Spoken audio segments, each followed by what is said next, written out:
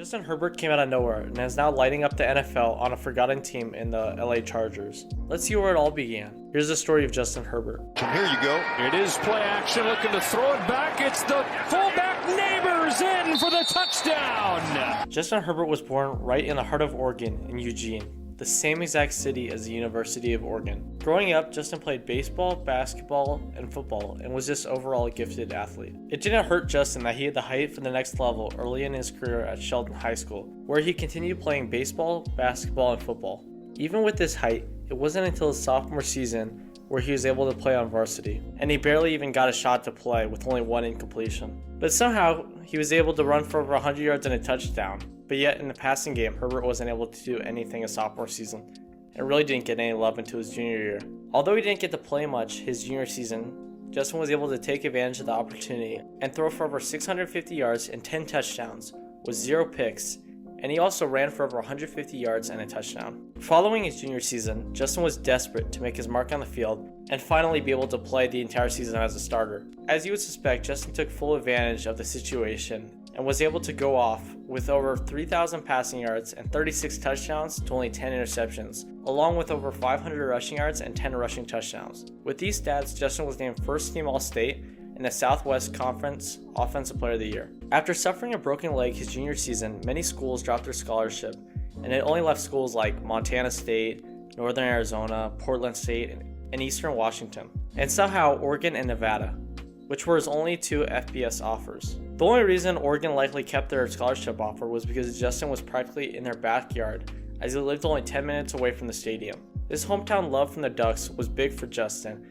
and of course he committed to Oregon. Funny enough, Justin's grandfather, Rich Schwab, even played wide receiver for the Ducks in the 60s. As a 6'5", 215-pound monster, Herbert had the size for college and definitely the NFL right out of high school, and his size alone got him to Oregon. Justin came to Oregon as a QB2 on the roster, but was able to take the starting spot and play in 8 games as a true freshman, with a desire to prove all the schools wrong that gave up on him. In those games, the team went 2-6, but Justin was able to throw for over 1,900 yards, 19 touchdowns, and only 4 interceptions, along with over 150 rushing yards and 2 touchdowns. Following this underwhelming season, Oregon fired their head coach Mark Helfrich and hired Willie Taggart. This seemed to be the right choice, and the Ducks started off 4-1.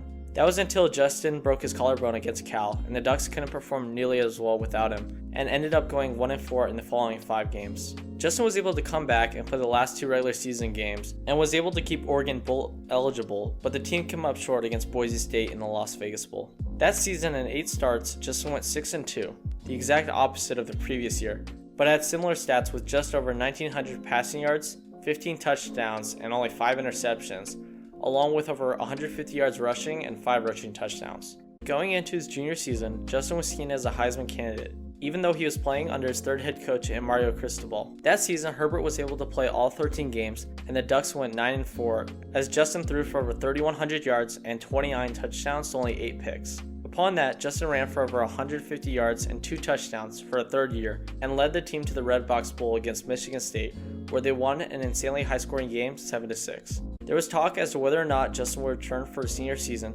and Justin announced he would return, which was probably the best decision of his entire career. Justin had his best year as a senior, and led the Ducks to a 12-2 record with over 3,400 passing yards and 32 touchdowns to only 5 interceptions, even though he only ran for 50 yards and 4 TDs. Justin shined his senior season, and was even in the Heisman talk, but with a packed pool of talent in Joe Burrow, Chase Young, Justin Fields, and Jalen Hurts, they were just too much to match. With his best year as a senior behind him, Justin went off to the NFL draft and was selected 6th overall by the Chargers, and was the 3rd QB selected behind Joe Burrow and Tua Tagovailoa. With the 6th pick in the 2020 NFL Draft, the Los Angeles Chargers select Justin Herbert.